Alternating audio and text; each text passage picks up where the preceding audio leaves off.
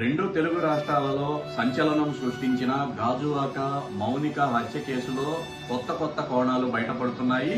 ఇప్పటి వరకు రవీంద్ర తన అపార్ట్మెంటులోనే మౌనికను హత్య చేసి ఆ తర్వాత ముక్కలుగా కోశాడని, మొండెం తలను వేరు చేసి తల భాగాన్ని కాళ్లను సింహాచలం సమీపంలోని నిర్మానుష్య ప్రదేశంలోకి తీసుకువెళ్లి తగలబెట్టినట్టుగా చెప్పాడు. ఈ కోణంలోనే పోలీసులు దర్యాప్తు చేశారు. రవీంద్రను కోర్టులో హాజరుపరిచి పోలీసు కస్టడీని కోరారు. పోలీసు కస్టడీలో రవీంద్రను విచారించగా మరో కొత్త కోణం వెలుగులోకి వచ్చింది. రవీంద్ర చెప్పినట్లుగా మౌనిక మొదట రవీంద్ర ఫ్లాట్కు వెళ్లలేదు. రవీంద్ర ఫ్లాట్లోని సీసీ కెమెరాలను పరిశీలించగా మౌనిక ఆ ఫ్లాట్లోకి వచ్చినట్లుగా ఎటువంటి ఆధారాలు లేవు. ఈ నేపథ్యంలోనే అసలు ఏం జరిగిందని రవీంద్రను పోలీసులు ప్రశ్నించగా మౌనికను తాను బైక్ పైకి ఎక్కించుకొని తన ఫ్లాట్కు సమీపంలోనే ఉన్న తన స్నేహితుడి ఇంటికి తీసుకువెళ్ళినట్లుగా చెప్పాడు. అక్కడికి వెళ్లిన తర్వాత ఇద్దరి మధ్య మాటా పెరగటంతో మౌనికను గొంతు నులిమి హత్య చేశాడు. ఆ తర్వాత తన స్నేహితుడి ఫ్లాట్ నుంచి తాపీగా నడుచుకుంటూ తన ఫ్లాట్కు వచ్చాడు. అక్కడ నుంచి కొద్దిసేపటి తర్వాత ఒక ట్రాలీ బ్యాగును తీసుకుని తిరిగి తన స్నేహితుడి ఇంటికి వెళ్ళాడు.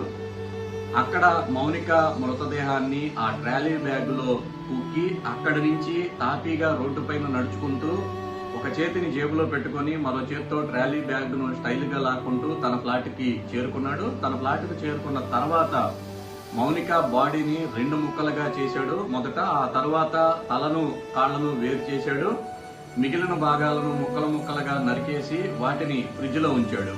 తల కాళ్ళు భాగాలను అడివరం సమీపంలోని నిర్మానుష్య ప్రాంతానికి తీసుకువెళ్లాడు. అక్కడ వాటిని తగలబెట్టాడు.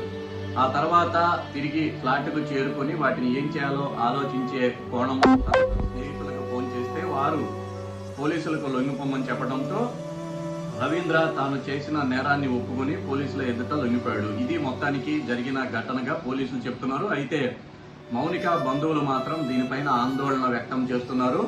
రవీంద్ర ఒక్కడే ఈ హత్యకు పాల్పడి ఉండడని, రవీంద్రకు ఎవరో సహాయం అందించి ఉంటారనే కోణంలో దర్యాప్తు చేయాలని వాళ్ళు డిమాండ్ చేస్తున్నారు. మరోవైపు రవీంద్రను పోలీసులు ఇదే ప్రశ్న వేయగా తన స్నేహితుడికి ఇబ్బంది కలుగుతుంది అనే ఉద్దేశంతోనే తాను తన స్నేహితుడి ఫ్లాట్ విషయాన్ని రహస్యంగా ఉంచానని చెప్పారు.